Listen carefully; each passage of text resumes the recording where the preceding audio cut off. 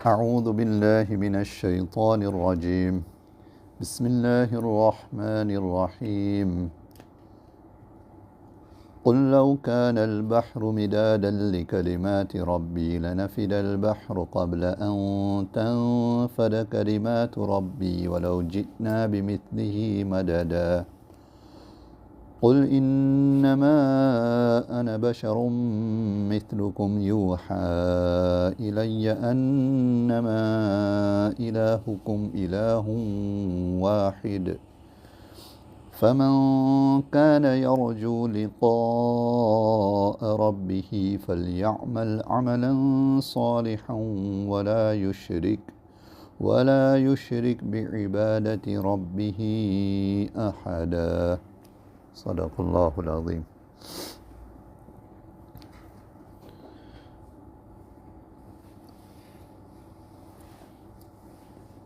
Today, inshallah, we complete this tafsir of Surah Kahf.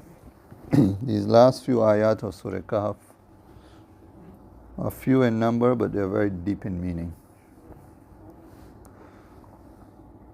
Allah subhanahu wa ta'ala says, قُلْ لَوْ كَانَ الْبَحْرُ مِدَادًا لِكَلِمَاتِ رَبِّي.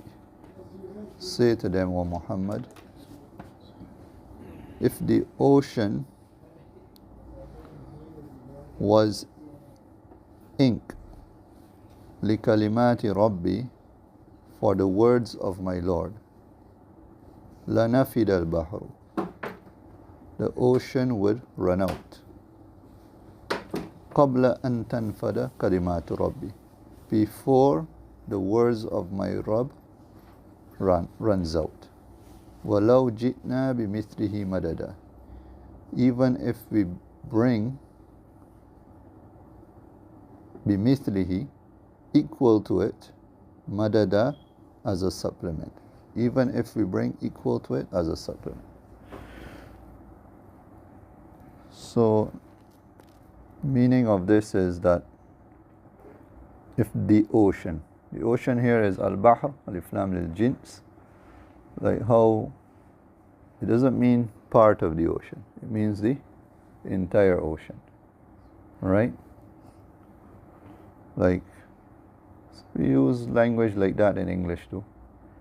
The ocean has been polluted.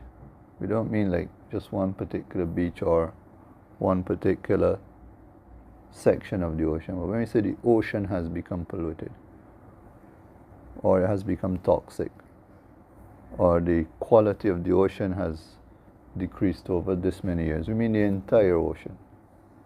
All the water in the ocean anywhere in the world. So Allah subhanahu wa ta'ala is saying to say to them, O Muhammad, that if the ocean was to be ink, لِكَلِمَاتِ رَبِّي, for the words of my Rabb, meaning if you were to write the kalimat of my Rabb, many different tafasir, but we'll go with what Alusi said.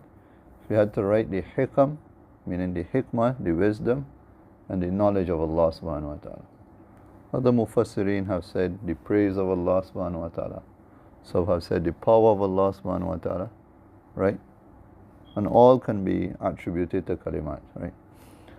So if the ocean was to be made into ink, and you had to write the knowledge of Allah and the hikmah of Allah, the oceans would run out before you could finish writing all the knowledge and all the hikam of Allah subhanahu wa ta'ala. Even if another ocean was to be added to that first one, and Ibn Kathir says, وَهَلُمَّ جَرًّا, and even if you kept adding oceans and oceans and oceans, each ocean would run out and run out, one after the next, right? But the kalimat, words of praise, whether you say the qudra or words of the ilm of Allah subhanahu wa ta'ala, right? Writing the ilm of Allah subhanahu wa ta'ala, all these oceans would run out, all these oceans of ink will run out, but still you will have something more to write, and you will continue writing, right? So this ayah expounds how great the knowledge of Allah subhanahu wa ta'ala is. With regards to this ayah, there's a sabab nuzul, which Allama Alusi rahimahullah mentions in his Tafsiruhul Ma'ani. He says, وَالسَّبَبُ النُّزُولِ أَنَّ هُيَيَّ ibn Akhtab كما رواه الترمذي عن ابن عباس قال, that once Huyay ibn Akhtab said to Rasulullah sallallahu alayhi wasallam, and he mentions here Rawahu Tirmizi and Ibn Abbas, that this riwayat can be found in Tirmizi and it's related by Hazrat ibn Abdullah ibn Abbas radiyallahu ta'ala anhuma. What did he say? في كتابكم ومن يؤت الحكمة فقد أوتي خيرا كثيرا. Now this is one ayat in your book, meaning the Qur'an, that the one who has been granted hikmah, he has been given khayran kathira, a lot of khair. And khair here means ilm, a lot of knowledge. Right? ثم تقرؤون, then you also read وما أوتيتم من العلم إلا قليلا, that you have been only given from knowledge but a little. ومراده الاعتراض. So he was putting forward what we call a question to Rasulullah sallallahu alaihi wasallam, an i'tiraz meaning an objection, right? That there's a contradiction in your Quran. That one place it says وَمَنْ يُؤْتَ الْحِكْمَةَ, and some Mufassirin say hikmah also means prophethood. Okay, so if a person has been granted prophethood, he has been given khayran kathira, lots of ilm. And then on the other hand it says وَمَا أُوتِيتُمْ, that you have been only given a little bit of knowledge. So clearly your Quran has a contradiction. So he brought this forward to Rasulullah sallallahu alaihi wasallam, and in the answer to this ayah was revealed, right? That قُلْ لَوْ كَانَ الْبَحْرُ مِدَادًا لِكَلِمَاتِ رَبِّي لَنَفِدَ الْبَحْرُ قَبْلَ أَن تَنْفَدَ كَلِمَاتُ رَبِّي وَلَوْ جِئْنَا بِمِثْلِهِ مَدَدًا. Everybody scratching their head. How this relates, right? Well, how this answers his question or his objection. Before we get to his question and objection, let's try to understand the ayah, and then we will answer his question in the end. Okay? I was just trying to figure out how to put this all forward to everybody. So the ayah is saying, if you had to write the ilm of Allah subhanahu wa ta'ala, you would run out of ink, even if the whole ocean was to be ink. And even if you had to bring oceans and oceans of ink, they would keep running out. Alright? Simply put it, the ilm of Allah subhanahu wa ta'ala is infinite. And every ocean is finite, innit?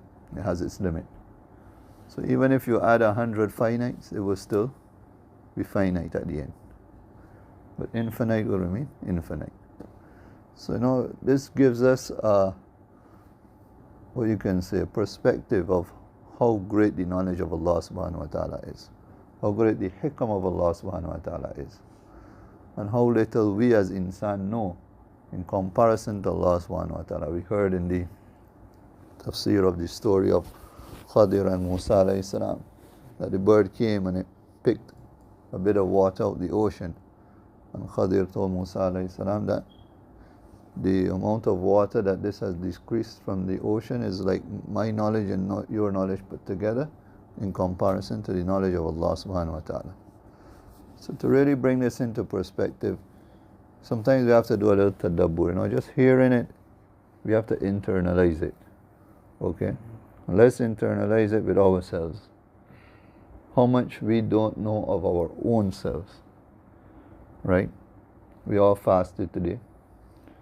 We broke our fast with a date, some water, probably had a meal afterwards.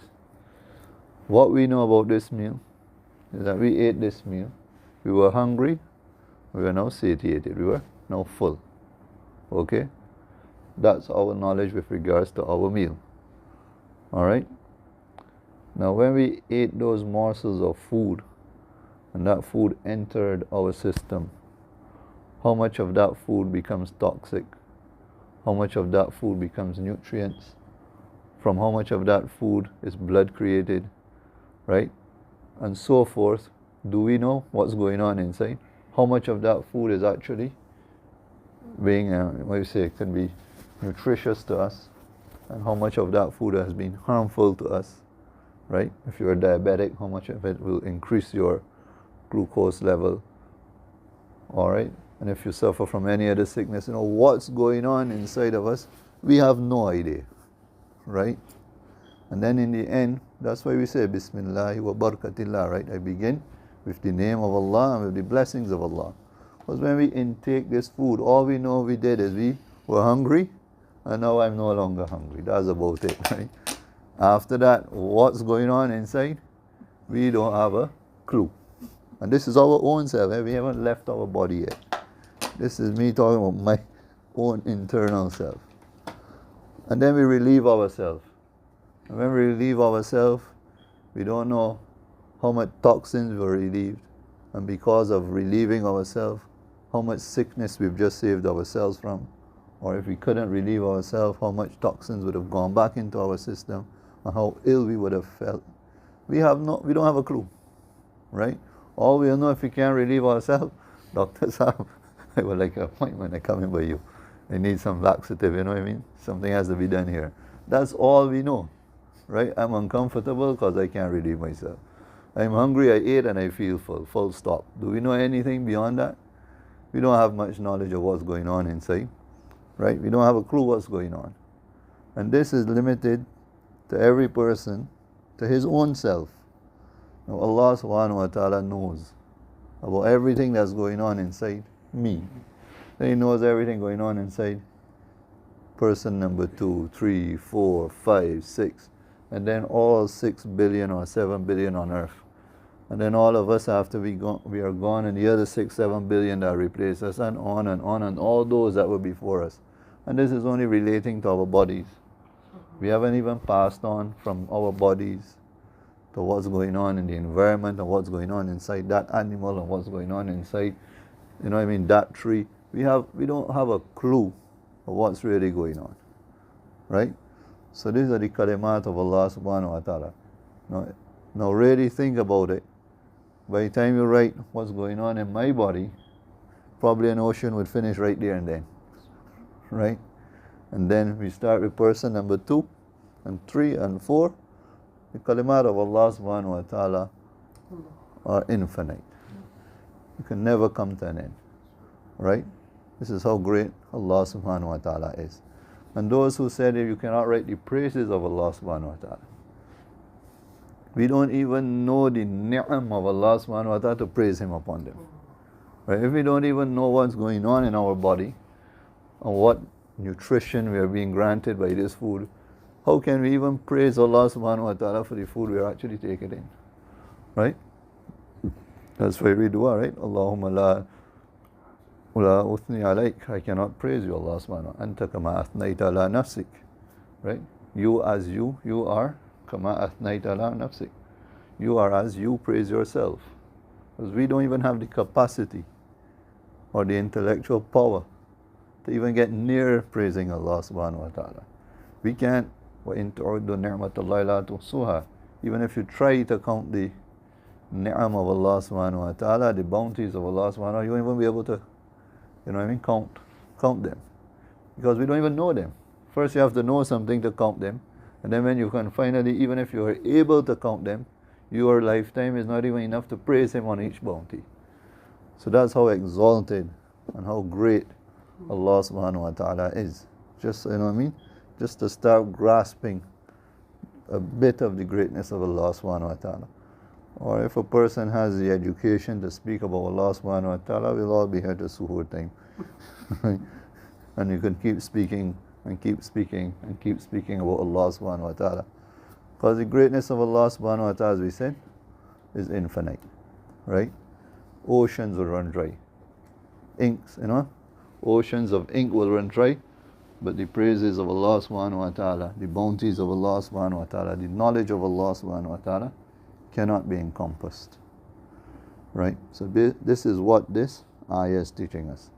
Now say to them, O Muhammad, the guy came to you with one question. Right? And I'll repeat the question and relate how this answers his question. Say to them, O Muhammad, that if the ocean was to be ink to write the ilm and the hikmah of Allah subhanahu wa ta'ala, of my Rabb, لَنَفِدَ الْبَحْرِ, the ocean would be finished.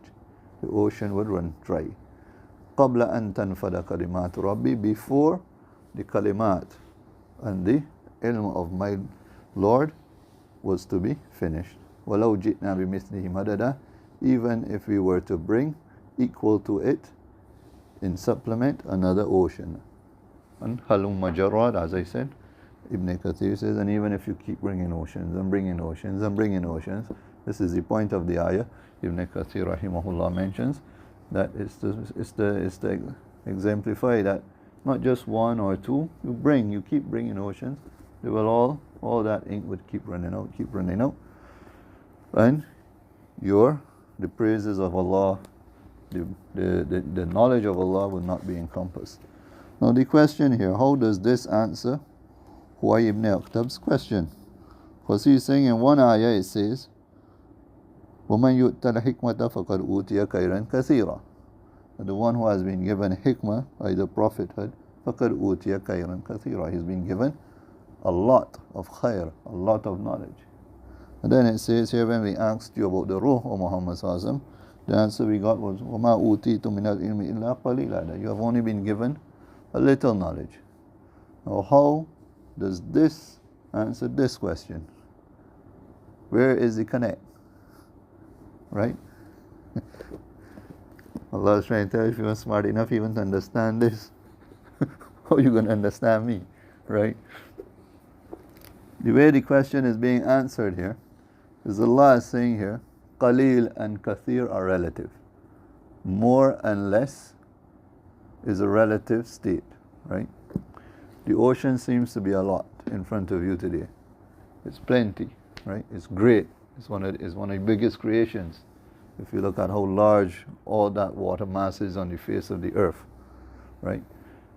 It's huge. But compared to the kalamat of Allah, it is very qaleel, right? So this is how the question has been answered. That you are saying that yes, Rasulullah sallallahu alaihi wasallam has been granted khayran kathira, right? Khayr kathir has been granted, but that khayr kathir is still ilman qalila, right? It is still a little bit of knowledge in comparison to the knowledge that Allah has in store. So the answer to Huway ibn Akhtab has been answered through this. That think upon the ocean compared to my knowledge, right? If the ocean cannot encompass my knowledge, whatever knowledge I have granted Rasulullah sallallahu alaihi wasallam, that is also very little. So it may be a lot compared to what you have and what other human beings have, because Rasulullah sallallahu alaihi wasallam says, right, ana a'lamu bikum, ana a'lamukum billah. I have the most knowledge with regards to Allah compared to all of you, right? Ana a'lamukum billah. So Rasulullah sallallahu alaihi wasallam didn't have a little bit of knowledge; he had khayran kathira. But compared, when they asked that question about the ruh and the reality of the ruh, Allah subhanahu wa ta'ala knows everything about the ruh, right? And Rasulullah sallallahu alaihi wasallam, about the ruh, he didn't know much about the ruh. That's why he said, وَمَا أُوتِيتُمْ مِنَ الْعِلْمِ إِلَّا قَلِيلًا, right? So that's how Huway ibn Akhtab's question has been answered through this ayah. That it's a comparative thing, qalil and kathir. So Rasulullah sallallahu alaihi wasallam's knowledge, although being plentiful and having lots of knowledge, is still qalil in comparison to Allah subhanahu wa ta'ala's knowledge. Like how the oceans are in front of you seem very vast and huge, but if you were to use them as ink to write the knowledge of Allah subhanahu wa ta'ala, they will become insignificant. And then this is expounded further by Rasulullah in the next ayah.